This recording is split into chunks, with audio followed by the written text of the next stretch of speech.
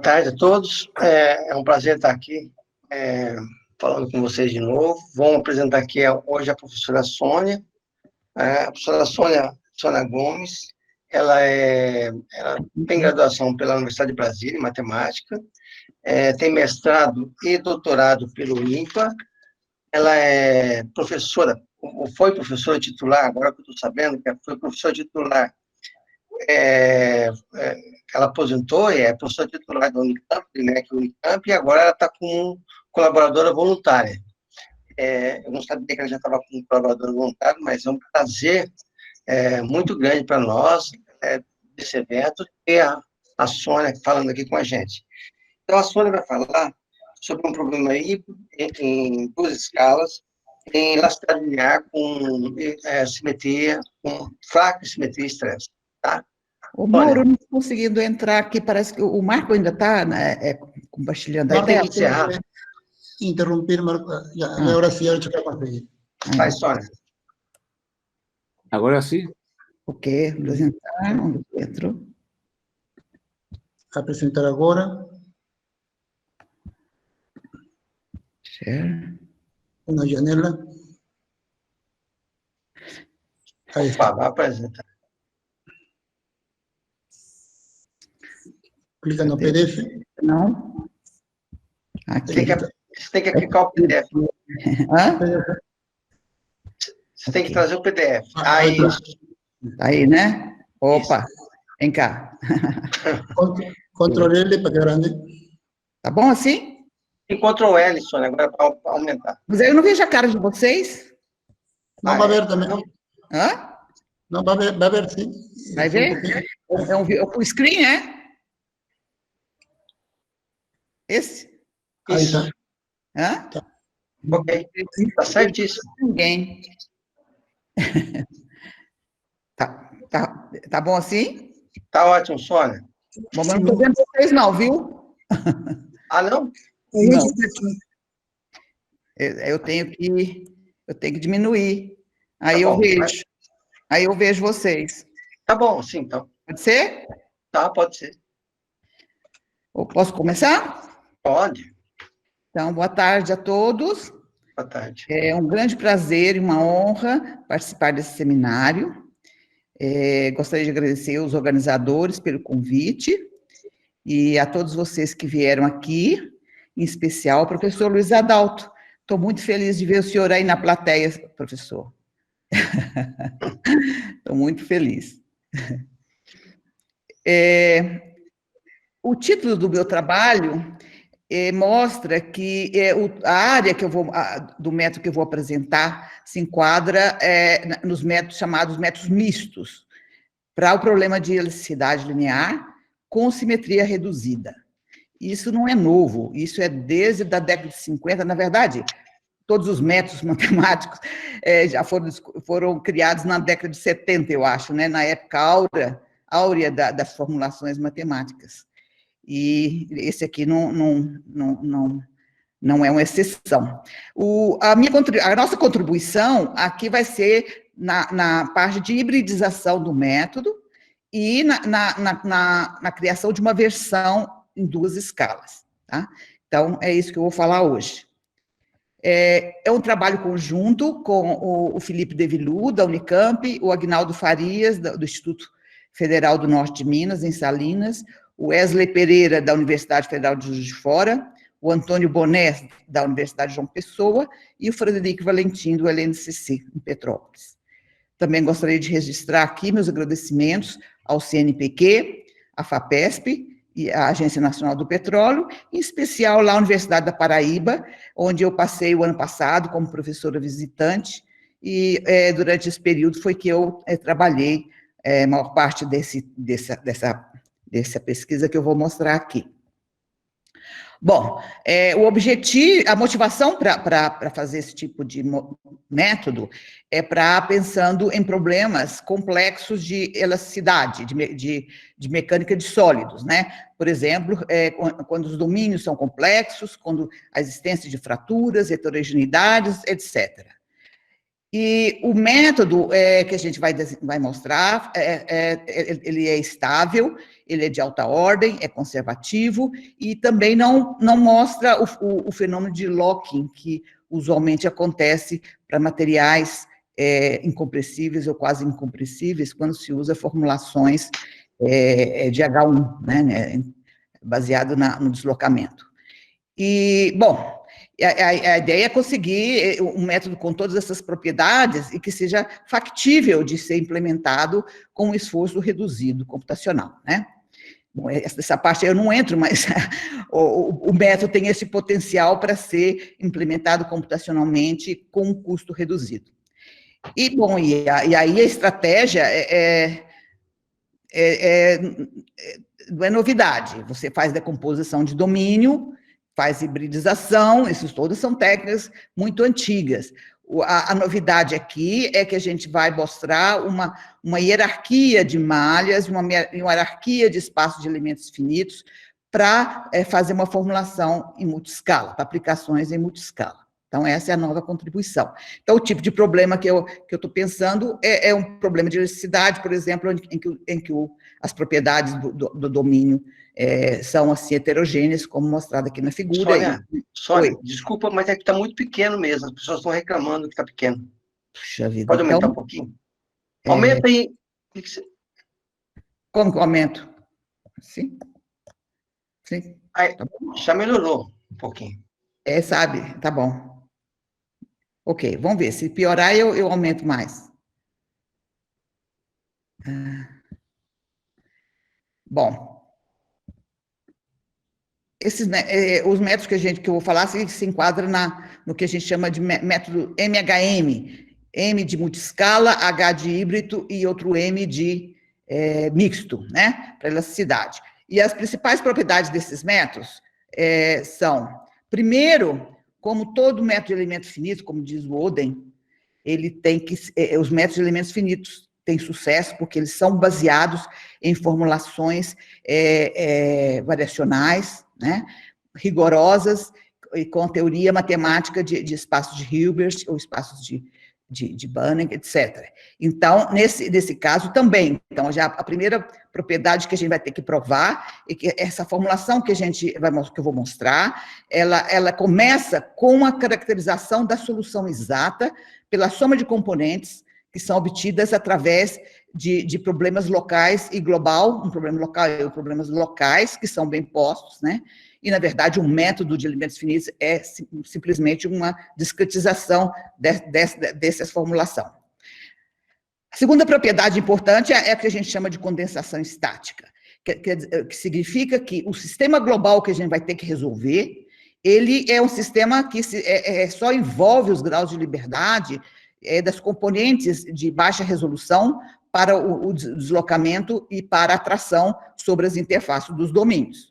Por isso que e todos os outros graus de liberdade são condensados, por isso se chama condensação estática. E, por último, resolvendo esse problema global, você recupera uma solução de alta resolução, resolvendo problemas locais, no caso, problemas de Neumann, de elasticidade, em cada sub-região de uma partição do domínio, e onde aí os detalhes da solução vão ser resolvidos localmente, através de uma formulação de elementos finitos estável, baseada numa discretização refinada em cada subelemento. E essa é uma propriedade que favorece a implementação com paralelismo. As principais referências dessa área, bom, eu gostaria de citar esses dois trabalhos do Valentin, o primeiro de 2016, Valentin e seus colaboradores, né? E o mais recente desse ano que se refere à tese de doutorado do Wesley, que ele defendeu no ano passado. Essas duas formulações aqui, as formulações internas, locais, são feitas usando formulação de H1, ou seja, baseada no deslocamento. O que eu vou contar aqui, a historinha que eu vou contar, é para as formulações mistas, né? Então, nós temos dois trabalhos, né, nesse sentido. O primeiro que nós fizemos no ano passado, que já foi publicado esse ano, que é uma continuação da tese do Tiago Quinelato, que também defendeu o doutorado lá no LNCC, e o que eu vou falar mais hoje é desse segundo trabalho aqui. A diferença do que eu vou falar aqui do trabalho do quinelato é que nesse trabalho do quinelato a gente só preocupou com o refinamento interno por aumento de graus de liberdade, grau polinomial, ou seja, a malha da composição domínio, a malha usual de triângulo e quadrilátero, e a gente só faz um enriquecimento dos espaços com funções bolha. No caso de hoje, eu vou considerar partições mais genéricas em elementos poligonais, e vou usar um esquema híbrido e também multiscala, mais genérico. Bom, o resumo, então, da minha apresentação, vou começar primeiro com um preâmbulo, onde eu vou falar algumas palavras sobre esse método misto para elasticidade com simetria fraca, onde as variáveis são, a variável principal é a tensão, e o deslocamento e a rotação, são duas variáveis extras, elas entram como multiplicadores de Lagrange para resolver o problema com restrições. Então, aqui nesse caso, a gente vai ter duas restrições, a restrição do divergente e a restrição da simetria. Então, depois eu vou entrar na segunda parte, que é a principal, vou falar nesse método MHM, que seria uma hibridização dessa formulação e uma formulação multiscala, em que agora vai ter mais um grau, um multiplicador. Então, além da tensão, deslocamento e rotação, a gente vai ter uma tração nas interfaces, ou seja, vai ser multiplicadores de Lagrange para ninguém botar defeito. Se achar que está pouco, eu posso colocar mais alguns. É possível. Mas eu, por enquanto, não vou colocar, não. Então, depois eu vou mostrar aquela propriedade de caracterização local global da solução exata. Vou mostrar como construir um esquema, malhas e espaços de elementos finitos, de duas escalas, para todas essas variáveis. Então, vocês imaginam que aqui são 1, 2, 3, 4, e aí eu vou falar com duas escalas. Então, eu vou ter 8 tipos de variáveis. Então, realmente, vocês se preparem para uma notação bem pesada. E depois eu vou para análise desse método, para mostrar estabilidade e para mostrar estimativas de erro. Primeiro a gente prova que ele na verdade, ele é equivalente a uma formulação mista tradicional, onde o espaço das tensões estão restritas ao espaço da tração. E aí, com esse resultado, a gente prova estabilidade e estimativas de erro, usando técnicas clássicas que a gente pode desenvolver para esses métodos. E depois eu vou mostrar resultados de simulações, verificando essas taxas de convergência. Bom, começando agora com alguma anotação sobre o problema de elasticidade.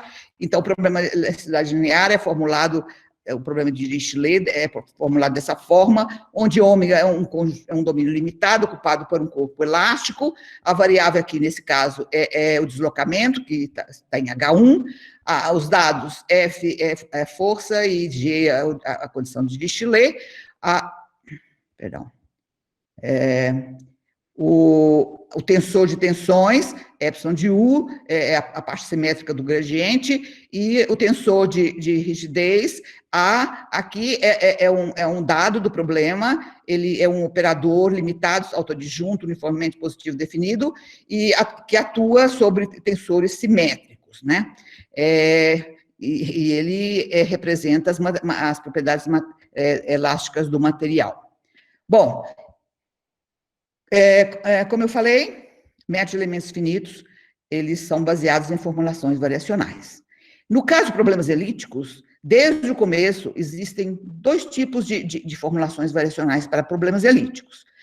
Um chamado problema de minimização sem restrição, e o outro é um problema de minimização com restrição, né? Então, nesse problema sem restrição, você tem um funcional, então a solução do seu problema é um problema de mínimo desse funcional. E aí, a condição de otimalidade se escreve dessa forma, e aí você tem, nesse contexto é que a gente tem as formulações clássicas de H1, né, para problemas elípticos. Os métodos que eu vou falar estão nessa segunda coluna aqui. São métodos, um problema de minimização com restrição, né? Então, eles dão origem a um problema, a condição de otimalidade pode ser expressa em termos de um problema de ponto de Cella, e a gente tem que introduzir uma nova variável, que é chamada multiplicador de Lagrange, para impor essa restrição de uma forma fraca. Então, é nesse contexto que os métodos que eu vou contar para vocês, aí a teoria clássica para esses problemas foi desenvolvida também bem no começo da década de 70, eu estou citando aqui esse artigo do Brett, de 74, mas essa teoria está em todos os livros, inclusive nesse aqui, do Boff, Betts e Fortin. E o que é importante nessas formulações, para que elas sejam bem postas, é que o espaço do multiplicador, ele não pode ser genérico, ele tem que ser compatível com o espaço original da sua formulação, onde você está procurando o seu ponto, sua minimização com restrição. E aí, para que o problema seja bem posto, para satisfazer as famosas condições de FSUP. Ok, então, no caso da formulação mista, simétrica, vista com simetria fraca para elasticidade, é nesse contexto de problemas de ponto de Cella. A principal variável vai ser a tensão, né? E a gente vai introduzir 2 multiplicadores de Lagrange. Na verdade, o deslocamento agora vai fazer papel de um multiplicador de Lagrange, que vai impor a restrição do divergente, da condição do divergente da tensão, que tem que ser igual a F. A segunda variável que a gente vai introduzir é chamada rotação, porque, claro, por definição, a tensão ela é simétrica, mas por razões que eu vou explicar daqui a pouco, a gente vai abandonar essa condição de simetria, por enquanto, e vai impor essa simetria de uma forma fraca. E aí a gente precisa, essa condição de simetria, ela é uma restrição. Então, a gente vai precisar de um multiplicador de Lagrange para impor essa simetria fracamente. E aí, bom, aí a gente chega na formulação variacional que eu estou falando, né, que a solução são 3 campos agora, tensão, deslocamento e rotação. A tensão vai estar no espaço H-div, mas não necessariamente simétrico. O deslocamento não vai estar mais em H1, vai estar em L2, e a rotação vai estar em L2 também. Então, isso satisfaz essas 3 equações. Essa primeira sai daqui, né, da equação lei constitutiva, mas vai aparecer 2 termos aqui na formulação, um com relação ao divergente e outra com relação à simetria. A segunda equação é para impor o divergente fracamente, né? E a terceira para impor a simetria fracamente. Essa formulação, ela é antiga, todo mundo já conhece, ela é bem posta e pode-se provar que a solução única dessa formulação, ela é a solução exata do problema da formulação do problema original, ou seja, na verdade, o que sai daqui é uma tensão que é simétrica, está no H-div e é simétrica, ou seja, no fundo, o que sai daqui é nulo.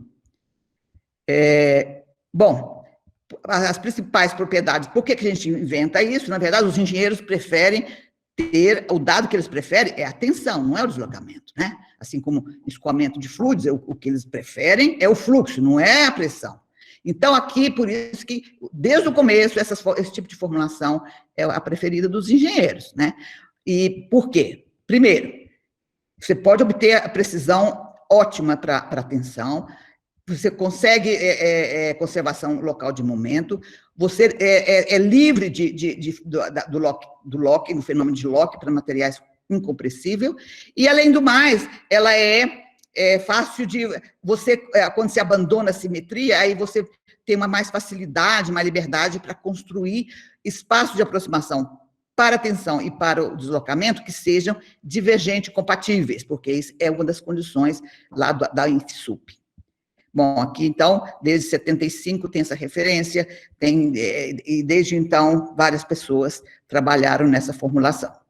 Bom, para o método MHM, como eu falei para vocês, a gente vai precisar, além dessas variáveis, tensão, deslocamento e rotação, a gente vai precisar de uma quarta variável, que a gente vai hibridizar esse lambda. Então, os espaços que a gente vai precisar são, Primeiro, antes de definir os espaços, a gente faz uma decomposição do domínio, né, em sub-regiões, e constrói o que a gente chama o esqueleto dessa partição, que são formadas pelas faces das sub-regiões. A gente define um campo fixo, normal, e nas interfaces, né, que eu chamei de N. E aí a gente vai definir os espaços agora da seguinte forma. Então, o espaço para tensão, como eu falei, é o HDIV, sem simetria, mas a gente vai decompor ele em duas componentes. As tensões os tensores cujo componente normal no esqueleto é nulo, ou seja, são os tensores bolha, ou internos, como a gente costuma falar, e a outra componente que é dos tensores que não tem componente normal nula no esqueleto. O deslocamento a gente também decompõe em duas partes.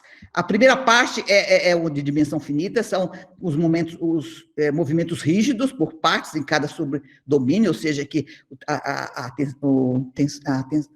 o tensor de deformação é nulo em cada sub-região, e o complemento, no caso aqui, o complemento ortogonal em L2, né? Por isso que eu uso esse símbolo do perpendicular aqui.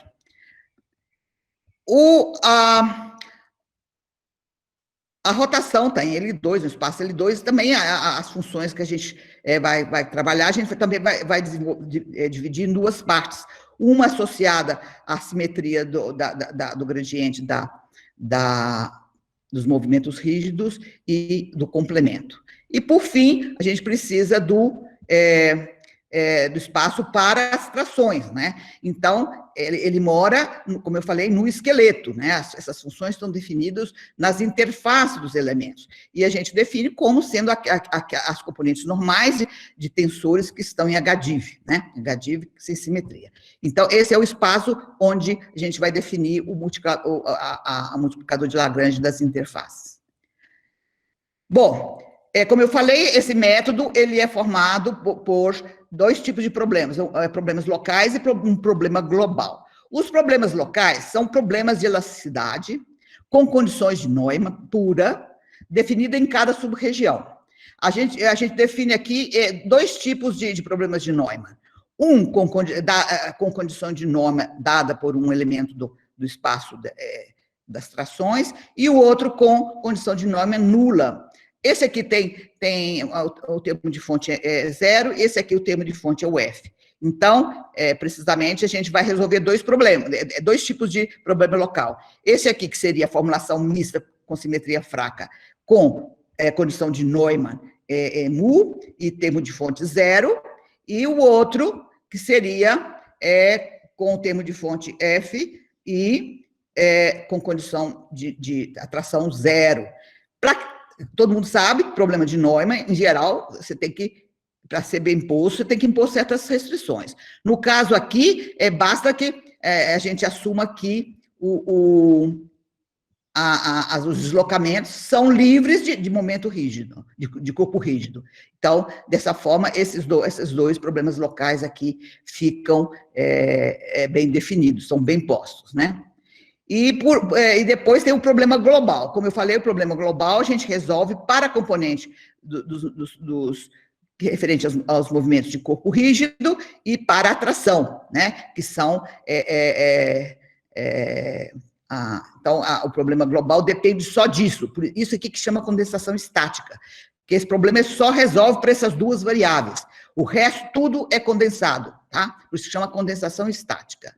E depois a ideia é provar, então, a solução exata pode ser reconstruída. Uma vez que você tem a solução do problema global, você reconstrói a solução exata, resolvendo os problemas locais. Esses problemas locais, quando você for fazer o método numérico, eles não podem ser feitos em paralelo, né? Então, aqui o vermelhinho e o azul refere àqueles dois problemas de Neumann que eu falei, e aqui a componente dos movimentos de corpo rígido. E a gente prova que essa solução aqui, reconstruída dessa forma, é a solução exata e resolve o problema fraco, o problema misto com simetria fraca. Ou seja, então, as duas fórmulas, como uma é bem posta, essa aqui também é bem posto. Ok, então agora eu vou entrar na parte numérica, né, de construir espaços de dimensão finita. Então, aqui que eu vou pedir um pouco de paciência para vocês, porque aí eu vou ter que introduzir um monte de parâmetro aqui. Então, como eu falei, como o método é de duas escalas, a gente vai ter que ter duas famílias de parâmetros. Uma que eu chamo com o índice IN, que se refere aos parâmetros de discretização dentro dos elementos IND interno, e o SK, que seria os parâmetros do esqueleto, né? E cada um desses parâmetros, eles também tem dois parâmetros, tem o parâmetro da malha e o grau polinomial, certo? Então, são 4 parâmetros que a gente tem, né? Para ser mais fácil, eu vou assumir que o H, o espaçamento interno, é igual o espaçamento do esqueleto dividido por uma potência de 2, e que o grau interno é o grau do esqueleto mais um parâmetro N, que pode ser maior ou igual a 0, tá? Com isso, agora eu falei, eu vou construir uma hierarquia de malhas. Daqui a pouco eu explico por que eu vou precisar dessa hierarquia de malhas. Então, é melhor vocês olharem aqui no desenho. Eu começo, desse desenho aqui da esquerda, significa a partição original da composição do domínio. Então, tem aqui o ômega 1, ômega 2, né? E as interfaces entre esses dois domínios. A região, vou assumir que ela seja poligonal, e que essa partição aqui também é poligonal, mas sem nenhuma... aqui pode ser até não convexo, tá vendo? Pode ter hang nodes como esse, etc. O primeiro passo, né, para construir essa hierarquia de malhas é o seguinte: primeiro eu vou construir uma malha coarse, né, com uma resolução baixa, porque o espaçamento aqui está o HSK, né? Ela vai ser conforme, vou querer que ela seja conforme, também seja shape regular, porque depois eu vou querer provar a taxa de convergência, e essa é uma condição que a gente exige, e ela vai ser, tá bem, em cada sub-região vai ter um conjunto de malhas, submalhas, né, que eu vou chamar mas também com espaçamento HSK, né? E depois eu vou fazer o refinamento dessa malha, uma vez que eu defini essa malha coarse, shape regular, eu vou fazer um refinamento interno de cada um desses elementos aqui. E aí eu obtenho o que está desenhado aqui do lado direito, com essas ilustrações em azul. Vocês observem que agora, quando você refina, esse refinamento pode ser diferente, pode seguir diferentes padrões de uma sub-região para outra, e pode aparecer até hang nodes, como está aparecendo aqui, isso não tem problema. E também, quando eu for escolher os espaços de aproximação, o espaço que eu vou interno aqui, por exemplo, eu posso escolher o KIN igual a 4, aqui na interface, para ter satisfazer uma propriedade que eu vou mostrar ali para frente, o grau do espaço do esqueleto tem que ser menor ou igual ao grau de dentro, né? Então, nessa bolinha aqui, por exemplo, nesse intervalo aqui, eu posso escolher grau K igual a KSK igual a 2, do lado de cá, eu posso escolher KSK igual a 3, né? Então, é esse o tipo de hierarquia de malhas genérica que a gente admite nesse método multiscala. Tendo essa hierarquia de malhas, agora eu vou definir a configuração dos espaços de elementos finitos que eu vou usar no método MHM. Em cada sub-região ômega-I, eu construo, então, um espaço de aproximação para a tensão, para o deslocamento e para a rotação, baseado refinado, né, com parâmetro gama-in, ou seja, eles estão definidos polinomiais por partes, na partição refinada da sub-região. É lógico que essa escolha aqui não pode ser arbitrária. Para ter estabilidade, eu preciso esses espaços têm que satisfazer algumas restrições. Por exemplo, o espaço da tensão e o espaço do deslocamento, ele tem que ser divergente compatível, porque o deslocamento é exatamente aquele multiplicador de Lagrange que impõe a divergência. Então, eu preciso que eles satisfaçam essa propriedade. Essa propriedade aqui, ela é fácil de ser resolvida se você não exige que o espaço da tensão seja simétrico. Porque basta eu pegar um espaço que seja divergente compatível, por exemplo, para fluxo de Darcy, existe vários na literatura, e construir os tensores aqui e os deslocamentos, pegando cada linha desses espaços com um elemento do espaço de Darcy. Então, isso aqui é fácil de obter. Ok, mas o espaço da rotação e o espaço da tensão também tem que ter uma propriedade de compatibilidade. Por quê? Porque a rotação é uma restrição sobre o espaço das tensões, ou seja, a restrição da simetria. E aí, bom, então vai ter que ter uma condição lá para o esquema ser estável, para satisfazer o INFSUP. Graças a Deus graças a Deus não, mas graças a muitos pesquisadores, essa propriedade em 2 dimensões pode ser obtida se eu conseguir mostrar que existe um espaço de Stokes, uma família de Stokes que seja compatível, e que o rotacional da velocidade de Stokes está contida nesse espaço que eu defini ali para as tensões. Se isso for verdadeiro, então eu posso escolher o espaço da rotação como sendo o espaço da pressão de Stokes. Então, aqui, esse é a referência para esse tipo de coisa, está nesse artigo aqui, de 97, do Fortin-Farlow, e aqui 2 exemplos de configurações que são estáveis para a elasticidade, uma para malhas triangulares, que é a proposta por Arnold, Falk e Winter, que usa os espaços BDM de Darcy para fazer construir os espaços, e essa aqui, que é mais recente, de 2015, que usa para malhas quadrilaterais, eu uso os espaços de Javier-Thomas para formar a configuração, e para provar a estabilidade, a gente usa o espaço de Stokes de Giraud-Javier de grau K+1. Muito bem. Agora, então, com essas ferramentas, eu vou dizer, agora que eu vou definir um método MHM baseado numa configuração de espaço em 2 escalas.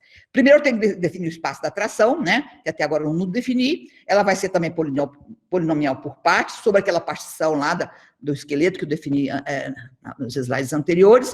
Vou usar o grau KSK nas faces, nos lados, arestas internas. Na borda, eu vou usar o grau maior, porque eu quero que a condição de Dirichlet seja calculada com precisão. E depois a gente define, agora, na verdade, o espaço para as tensões, eu vou querer que ele seja contido naquele espaço que eu defini anteriormente, mas ele também tem mais uma restrição, ou seja, que a componente normal das funções desse espaço aqui, elas pertencem a esse espaço que eu defini aqui das trações. Então, por isso que ele tem 2 escalas, porque as funções bolhas dele a discretização é do gama-in, mas as funções que interagem com a fronteira, elas têm uma resolução menor, porque elas estão lá associadas ao espaço da tração. Com isso, então, a gente define esses espaços de 2 escalas, como eu falei,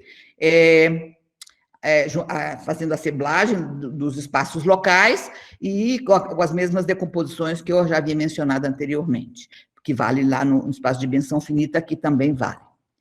Ok? Então, aí o método, ele fica determinado, né, esses 2 procedimentos. Primeiro, eu resolvo o problema global, discreto, né, baseado nesses espaços discretos do lambda, esse aqui sempre é discreto, e calculo a aproximação do URM e a aproximação do lambda. Uma vez que eu calculo isso, eu vou recuperar a solução resolvendo os problemas locais e somando as componentes, né? Então, a tensão, o deslocamento e a rotação vão ser soma das soluções daqueles problemas locais lá, que podem ser todos resolvidos em paralelo, né? Uma vez que você tem o lambda til e tem o URM til, esse aqui você reconstrói resolvendo aqueles problemas de Neumann, que são bem postos, não, são bem postos não, ainda não provei ainda. Eu provei que são bem postos em dimensão infinita. Agora ainda falta provar isso.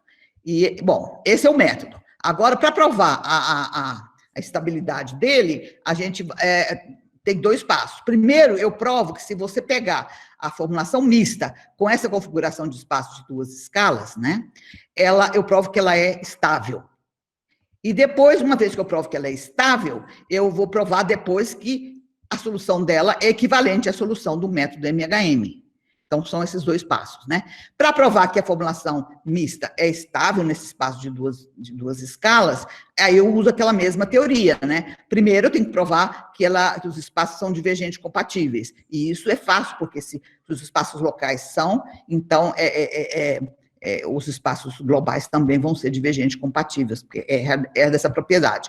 Mas no caso da estabilidade lá da Stokes, aí é um pouco mais complicado. Aí, para isso, a gente tem que criar uns espaços de Stokes enriquecidos para provar aquela compatibilidade de Stokes. E para criar esses espaços de Stokes enriquecidos, com bolhas também, a gente usa uma metodologia proposta por Betts e Pitcairn em 84, que diz o seguinte: se você tem um par de espaços de velocidade e pressão que é estável para Stokes, então, se você incrementar o espaço da pressão, aí deixa de ser estável, mas você pode recuperar a estabilidade enriquecendo o espaço da velocidade com essas bolhas. Então, é isso que nós fizemos e provamos isso no caso dos 2 casos de triângulo e quadrilátero que eu falei anteriormente, e o espaço de Stokes que a gente vai enriquecer é de Cruzier-Raviat no caso de triângulos e de Giraud-Raviat no caso de quadriláteros. Muito bem, gente, estou chegando lá. Aqui, agora eu vou provar, a gente vai provar que usando essas formulações aí, qual é a taxa de convergência que a gente obtém, desde que a solução do problema seja regular suficiente para que todas essas normas aqui façam sentido, e desde que o problema tenha a propriedade de regularidade elíptica. Então, a gente prova que, usando aquela propriedade de equivalência entre a formulação mista e a formulação MHM, a gente prova que o erro na tensão da rotação, a gente prova que faz uma estimativa de erros em termos de estimativa de interpolação, que é uma metodologia clássica. E aí a gente precisa também de definir um operador de projeção, que eu até tinha feito uns slides, mas eu tirei porque senão ia ficar muito longo.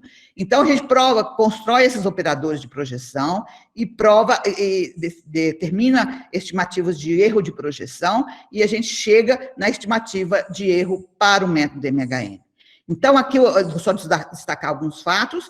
O erro, a gente prova. Então, a gente chega que aqui, na verdade, esse termo aqui vai ser dominado por aquele. Então, o erro tanto da tensão quanto da rotação vai ser da ordem do H, espaçamento quartz, elevado à potência KSK mais 1. Isso é o esperado, né? Porque realmente, por exemplo, aqui, na verdade, o enriquecimento lá do espaço da rotação não adiantou nada, que é o que apareceria aqui embaixo, porque quem vai dominar é o erro da tensão, e meu espaço da tensão está restrito naquele espaço da tração que tem resolução baixa.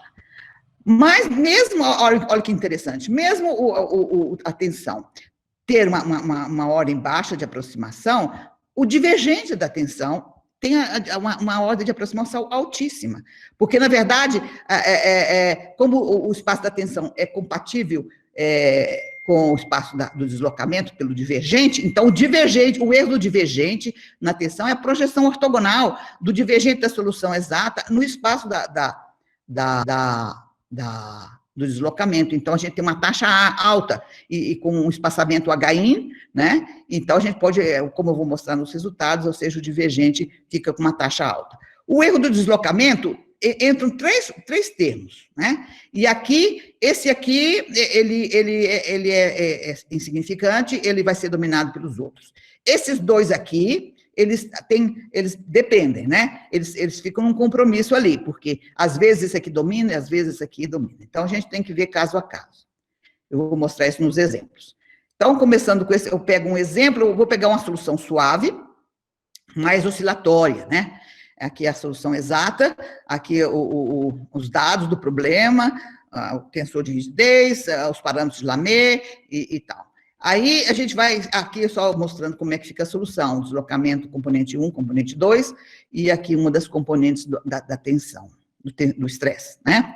E eu gostaria de ressaltar que todas essas simulações foram feitas pelo Felipe, pelo Aguinaldo, usando esse software desenvolvido pelo Felipe, onde tem todas as ferramentas para a construção desses espaços HDIV com restrição de espaços, né?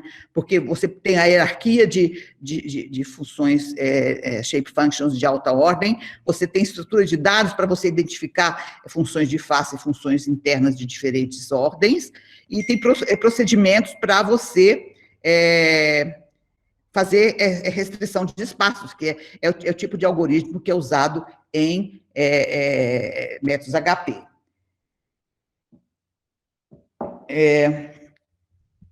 Bom, então vou mostrar os resultados. Ixi, o que aconteceu? Sumiu. Sumiu, meu senhor. Boa, gente do céu. Peraí, vou abrir um outro arquivo aqui, esse aqui está bichado. Não sei por quê. Vocês me desculpem, não sei por que aconteceu isso. Não. Ai.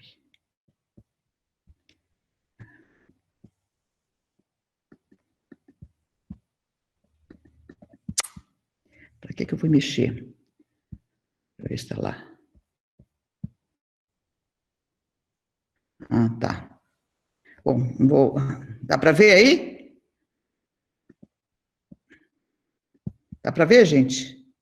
Dá. Dá? Esse aqui eu vou usar tá, no PDF. Alice?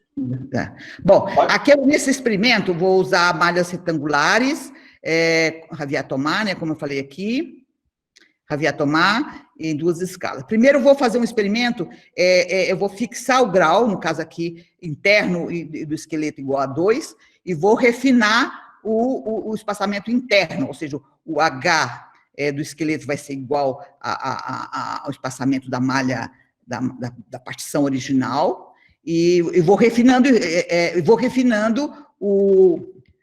a malha interna, né, para diferentes graus aqui. Então, eu quero mostrar para vocês aqui o seguinte, como eu falei, o grau K é 2, então a taxa de convergência da tensão é sempre 3, é esse aqui mais 1, né?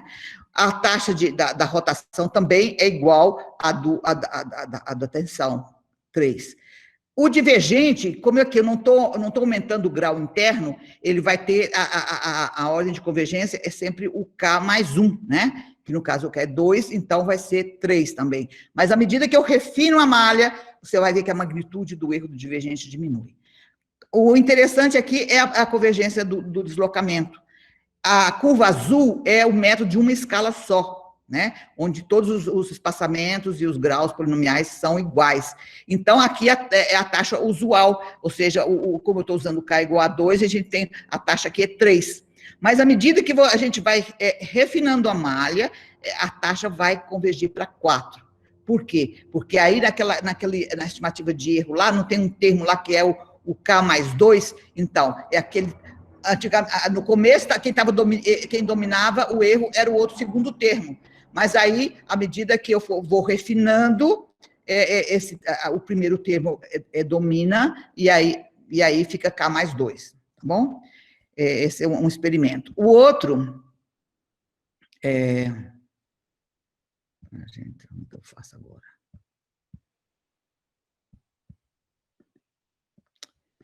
O outro exemplo agora eu vou fixar a malha interna e vou variar o grau interno, né? Vou aumentar o grau, né? Então, vou pegar o K no esqueleto igual a 1, né? E vou pegar o interno igual ao K do esqueleto mais um N, e vou aumentar esse N.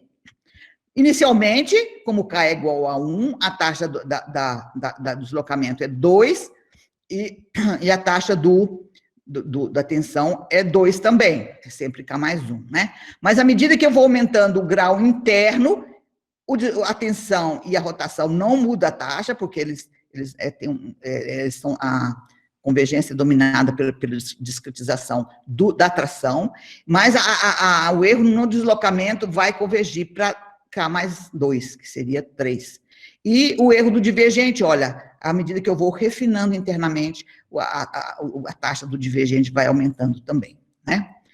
Outro experimento que a gente fez é o seguinte: agora eu vou manter fixa a partição, aquela partição de decomposição do domínio, o que eu vou fazer é refinar só o esqueleto, o espaçamento do esqueleto, né? E aqui é interessante esse experimento que a gente chama de space-based, né? E o outro que eu mostrei antes, a gente chama de mesh-based. Aqui, para você mostrar, para vocês verem que, usando o space-based, né, que é esse laranja aqui, você consegue taxas de convergência com muito menos grau de liberdade, né? Então, esse é um exemplo interessante. E aqui e vocês olham que, na verdade, as taxas são aquelas esperadas mais meio.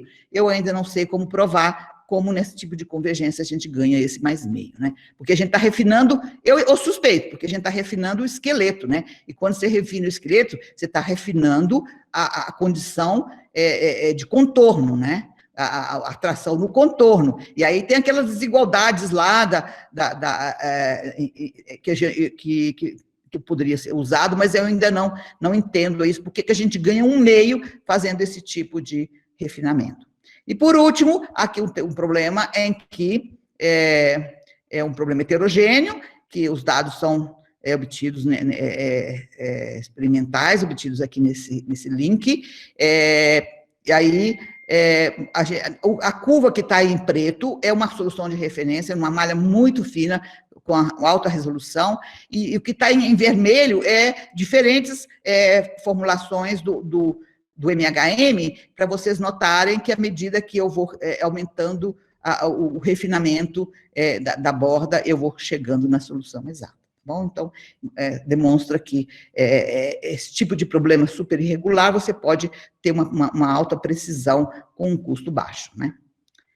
Ok, então, para concluir, eu mostrei um novo método para problemas de elasticidade linear, que usa uma discretização da tração em espaços pouco refinados, né, sobre o esqueleto da decomposição de domínio, todas as outras variáveis dentro das sub-regiões são resolvidas com detalhes, né, tanto para tensão, deslocamento e rotação, internamente elas são refinadas. E eu mostro um procedimento sistemático para construir espaços estáveis nessas duas escalas. A estabilidade e análise de erro foi feita via uma fórmula equivalente da formulação mista nesses espaços de duas escalas com restrição de tensões, e a gente mostra resultados de superconvergência para divergência da tensão e deslocamentos com uma precisão enriquecida. A tensão e as variáveis de tensão e rotação, a precisão delas são limitadas pela discretização das trações. Outras importantes características, né, como é um método que a gente herda todas as propriedades do método misto, né, ou seja, primeiro, a gente pode, as escalas refinadas podem ser acessadas naturalmente, bastando você refinar internamente as regiões. É flexível, porque permite você simular problemas com geometria complexa, fazendo essa partição do domínio aí. E a propriedade de conservação e de lock-in free, ela é herdada da formulação mista, né? E a condensação estática também, como eu mostrei, que a gente corresponde àquele sistema global, onde tem uma drástica redução do esforço computacional. Atualmente, a gente está estendendo essa teoria para 3D, a teoria está pronta, né? Falta simulações, mas eu quero falar que a teoria só vale para malhas de tetraedro, porque aquela formulação mista lá em 3D, eu só consegui ela estável para malhas de tetraedro, não consegui para hexaedro, nem prisma, nem pirâmide, nem nada. Então, essa teoria vale para malhas internas de tetraedro. E a gente está também fazendo A gente tem trabalhado também com estimativa desse mesmo método para Stokes e para Darcy, usando essas formulações com espaços H-div, com restrição de espaço. E a gente está fazendo estimativa a posteriori para esses métodos, que está pronto para Darcy, faltaria para elasticidade. E a gente gostaria de combinar também essas duas metodologias de Darcy, MHM de Darcy, com MHM de elasticidade para bio, né? E a gente um aluno lá no LabMec já fez isso usando formulação H1 de elasticidade, e com MHM para Darcy. A gente gostaria de fazer as duas formulações com MHM. Então, obrigada pela atenção e pelo convite, e eu termino aqui mostrando esse slide com as referências que eu citei. Muito obrigada. Obrigado, Sônia. Perguntas? Pessoal? Alguém tem alguma pergunta? Sônia, esse método que vocês estão usando, MHM, parece que o que eu vejo de vantagem naquela ordem de convergência lá é do divergente, que você obteve lá uma ordem, você não perdeu a ordem, você sempre perde, no método tradicional, você perde sempre uma ordem quando você está trabalhando com divergente. Aqui não, você manteve a ordem HK mais 1 ou T mais 1.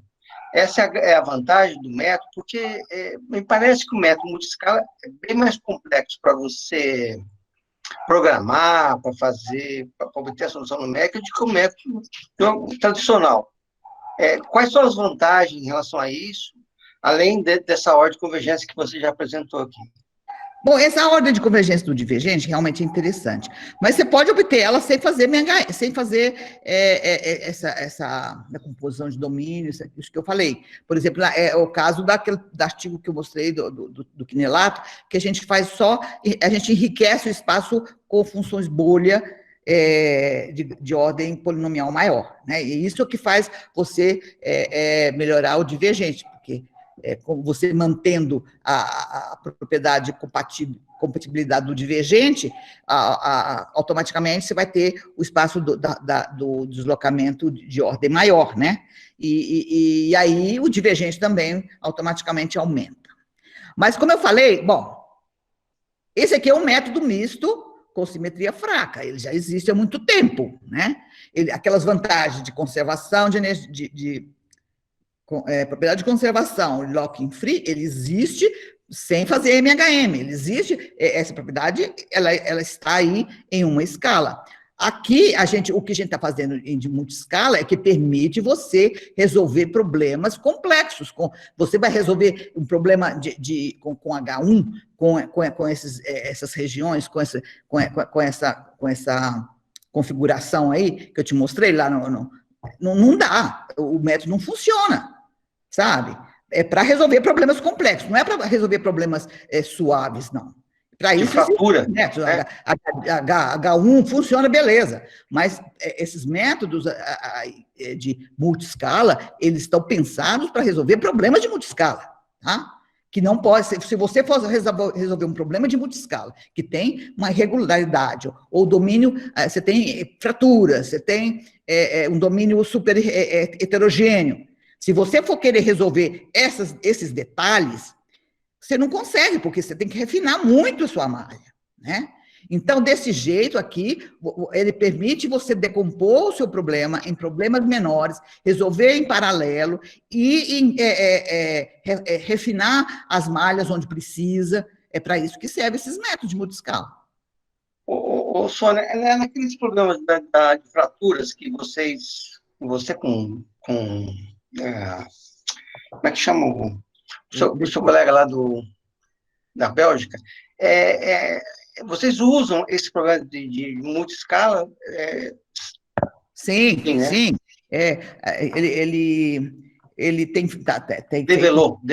Ele tem simulado isso já, usando, no caso de escoamento, né?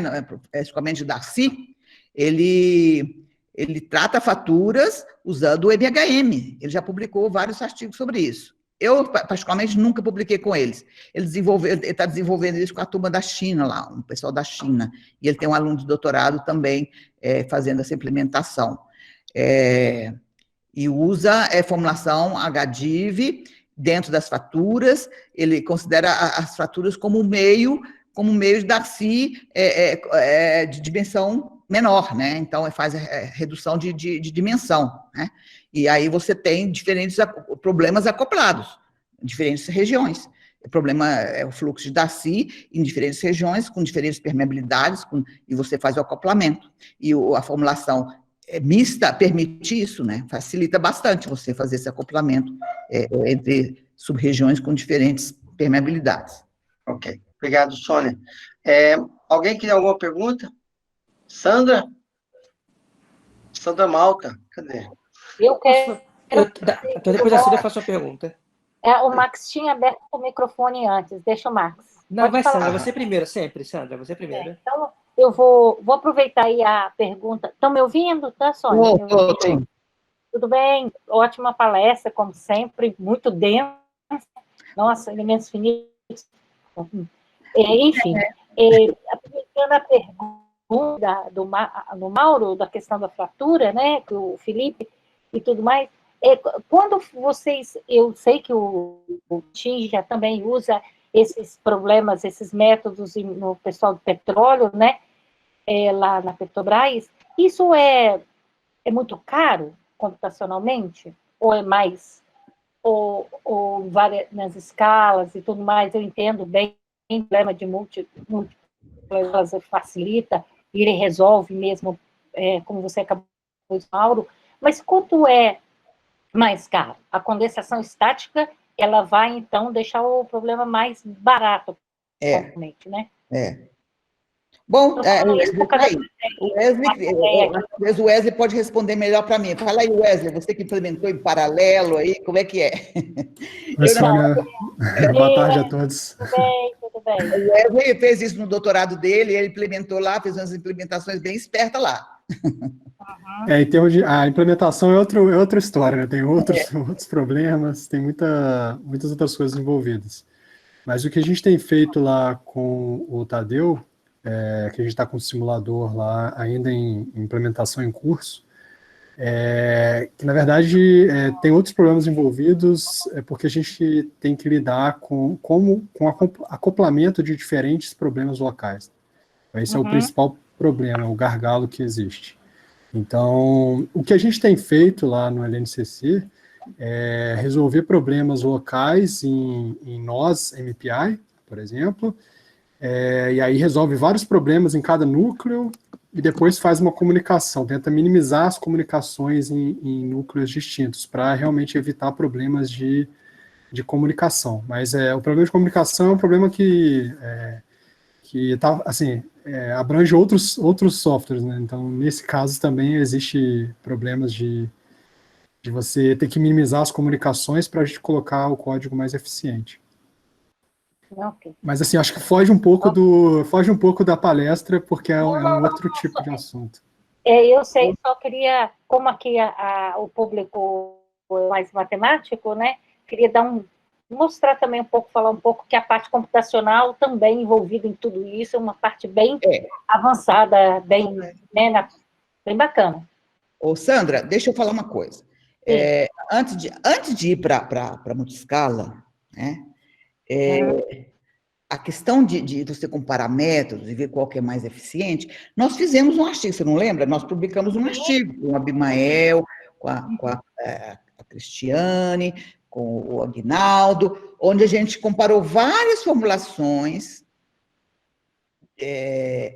H1 com mistas, né? No caso lá não era para licidade, era para Darcy, não é? E outras híbridas, né, com estabilidade, sem estabilidade, e realmente, quer dizer, a questão da implementação, ela depende muito caso a caso, né? No caso, nos nossos exemplos que a gente mostrou que o compromisso, esforço, precisão com graus de liberdade, uma coisa é grau de liberdade, né? O compromisso, precisão com grau de liberdade, ou seja, grau de liberdade é o grau de liberdade da matriz condensada, né, do sistema condensado. E aí a gente mostrou que realmente os métodos mistos sem multiscala, ele tinha só enriquecimento polinomial interno, não tinha um refinamento interno. Só o enriquecimento polinomial. A gente mostrou que os métodos mistos podem ser mais vantajosos do que a formulação H1, né? Para um problema suave, por exemplo. Era tudo para problema suave. Acontece que, por exemplo, a montagem do sistema condensado, nas formulações mistas e nas formulações híbridas, ela tem um esforço computacional maior, né? Porque é muito mais complexo você montar a matriz, porque tem mais variáveis. Quando você faz a formulação mista, você acrescenta. Aqui, no caso, além do deslocamento, você tem o tensor, a tensão, você tem, no caso de...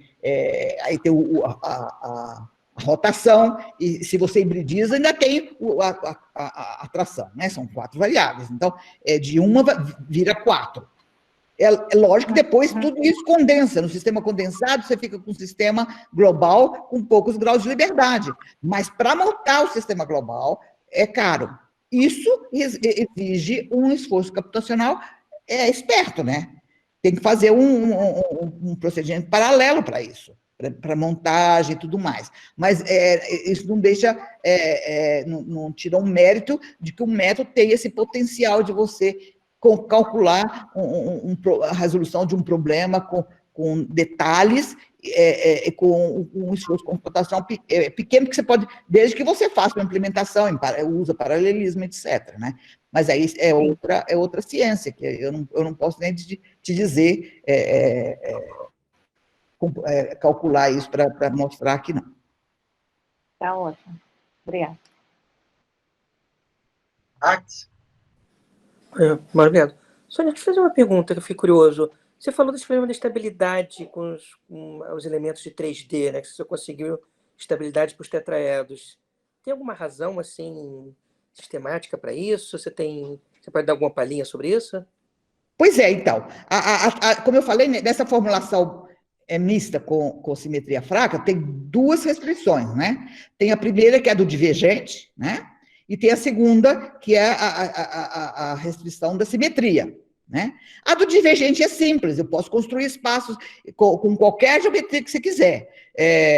Hexaedro, prisma, pirâmide, malhas, o que você quiser, até malhas híbridas, existem espaços que eu posso construir os espaços HDIV que seja compatível com o divergente.